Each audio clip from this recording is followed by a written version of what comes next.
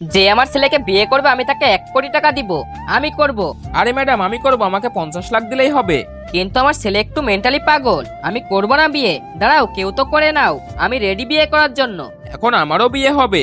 আমার তো ভাগ্যই খুলে গেল, আমি একদিনে কোটিপতি হয়ে যাব। খিদা লেগেছে তোর, কিন্তু তোর তো কোনো যোগ্যতাই নেই এটা খাবার জন্য। সানি এখন আমার স্বামী, সানিকে আমার বাঁচাতে হবে। দাঁড়াও, তুমি আমার স্বামীর গায়ে হাত কেন লাগিয়েছো? আজ তোমাকে আমি ছাড়বো না। সরি, আমার ভুল হয়ে গেছে। আরে ওর বউ তো পাগল দেখছি, দুই পাগলের জোড়া ভালোই মিলেছে। আমি তোমার আসল চেহারা সবার সামনে আনবো। কালকে পার্টিতে আমার স্বামী সিও হয়ে যাবে, তারপর তোমরা দুজন মিলে রাস্তায় গিয়ে ভিক্ষা করবে। ওই প্রপার্টিতে তোমারও ভাগ আছে। কালকে আমরাও ওই পার্টিতে যাব। সব লোক পার্টিতে চলে এসেছে। বাস আজকে সানি যেন কোনো গড়বড় না করে। এ কোথায় চলে গেল? দাদু, আপনি জানেন নাকি আপনার ছোট নাতবু কি কাজ করতো? কি কাজ করতো?